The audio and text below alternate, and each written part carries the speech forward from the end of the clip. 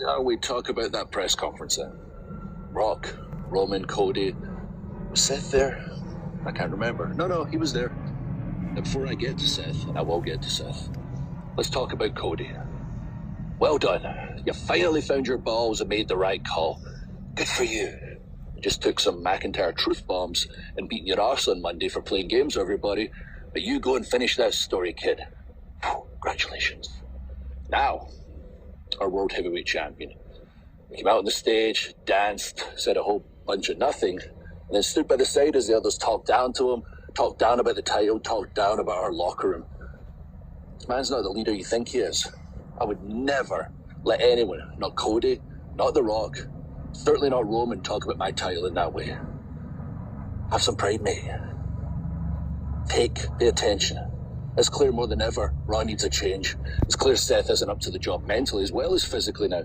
Pat McAfee even called Seth the bloody forgotten name in all of this at the start of the presser. Come on, man. People forgot his name because he's allowed it.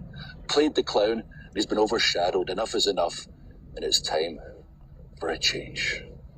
Last night was a bunch of chosen ones when the original chosen one was left at home. I hope you're all seeing now that I'm the only person in this place that's been telling you the truth the entire time. The only one that's actually stuck by my convictions. There's a lot of moving parts going on right now, a lot of possible roads, but they all lead to the same destination at WrestleMania. Drew McIntyre, World Heavyweight Champion. So peep it, y'all. We're back with some more pro wrestling talk, and there is the disturbing allegations and newer developments out in those stories regarding WWE and the cover-ups and all that. I'm going to pin a link to that video below. Go check it out and join the discussion. Let me know what you think in that comment thread. But it seems Triple H is like, man, all these sick allegations, a dark cloud hanging over WWE that Vinnie Mac left as he has stepped away with everything ongoing. But it seems like Triple H is like, yo, I want to get to the entertainment, the sports entertainment, and really deliver for the fans and switch up the momentum and have for a great WrestleMania. As you heard Drew McIntyre responding to this presser, he's trying to get in with Seth for the Raw title at WrestleMania. As we saw, was confirmed that Cody Rhodes is going to get his shot after winning the Royal Rumble at WrestleMania versus Roman Reigns, which is what a lot of people thought we were going to see last year. A lot of people thought that. Let me know if you were one of them people. I kind of thought that's what we might see going down. Cody dethroning this historical championship reign by Roman Reigns at WrestleMania. Didn't happen, and here we are a year later.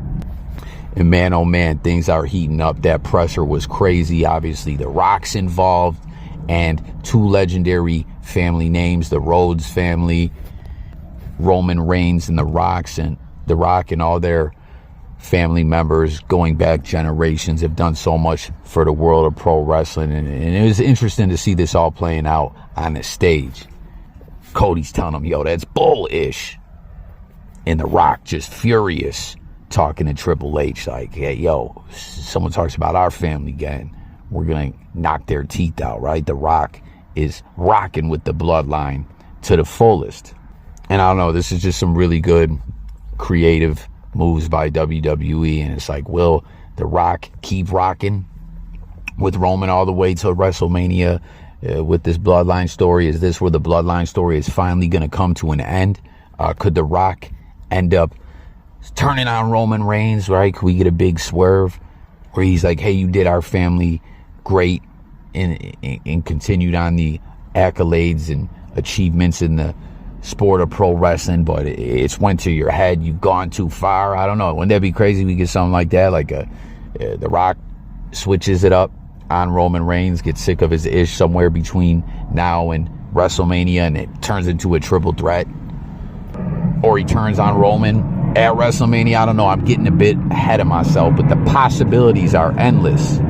And it's in a very cool way, a very interesting way, as it seems everyone has kind of agreed for quite some time that this Bloodline storyline is dope. Some of the best stuff we've seen in WWE and in wrestling in quite some time, but you always got to know how to not let it get stale, as that's what I saw after the most recent pay-per-view main event ending. I saw some people saying, man, this is getting stale, this, that, and the third. They're going to kill this storyline. But I don't know. Things are looking all different after this pressure and The Rock's involvement.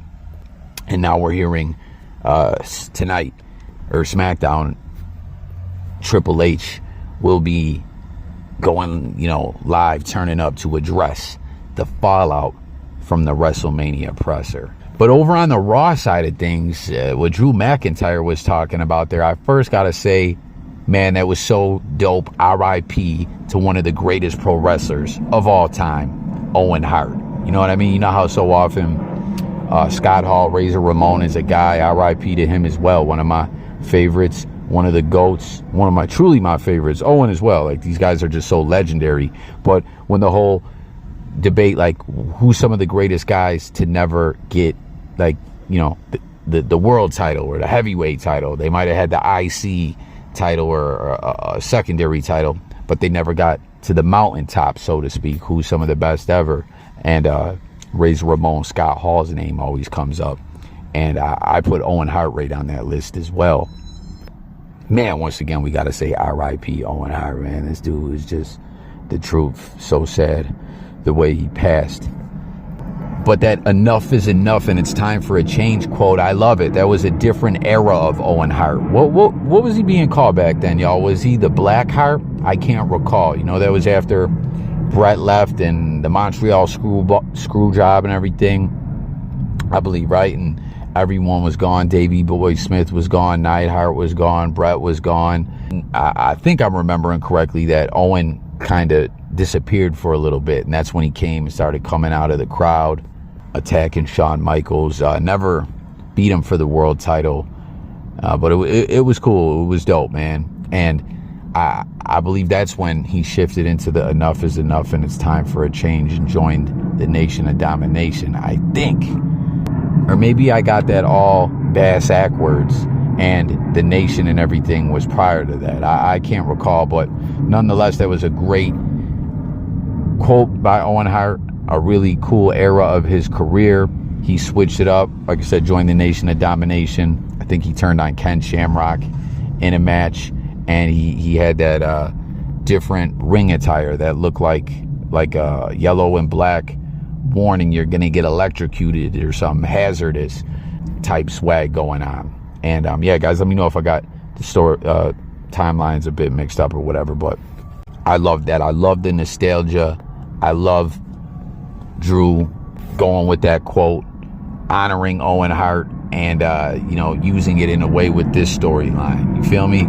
So often remakes, reboots, redos, whatever, people get sick of it, but history always in a sense repeats itself, but it evolves and changes, and it's never quite the same. One day can never be the exact same as another day in a sense. Y'all feel me? Just like no two snowflakes can be the same, or no two fingerprints can be the same. How is that possible? It just is, right? It's all about the little bit of extra you put on something, and the way Drew McIntyre did that, calling everyone out, putting in his 2 cents about the presser, and saying he wants to knock Seth off his pedestal and reclaim that world title. It was pretty dope, pretty lit. And I didn't know he was a Tampa Bay Lightning fan, but he's a guy that a lot of people thought was going to be leaving WWE, Drew McIntyre, that is. Y'all remember that a while back there was the talks he was going to end up in AEW or independent or going somewhere else, but he's still here, and it looks like he's going to be back in that title picture. And he's not feeling the way Seth Rollins is repping for the Raw brand. Seems like he thinks Seth is a dancing fool. So I don't know. There you have it. There's my reaction. Once again, R.I.P. to the late, great Owen Hart. A lot of great storylines going on. The Bloodline storyline, The Rock's involved, WrestleMania right around the corner. It's all dope. Creatively, like I said, there's this dark cloud hanging around WWE in the pro wrestling world. Again, I'm going to link a video below that I just did with an update on that.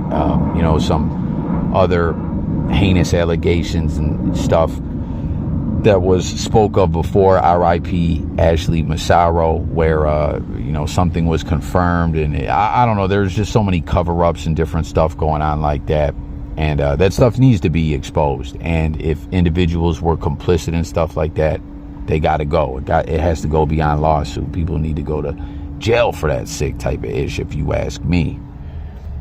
But it seems Triple H is just really trying to focus on the company and doing what's best for it, booking and all that. And that's what the fans have always wanted. So seems that's what he's doing. But I got to ask, as I close this video out, does anyone out there think Triple H, if Vince McMahon did indeed commit any of these heinous allegations, that Triple H knew about it and he can be complicit in any way? I mean, I don't know.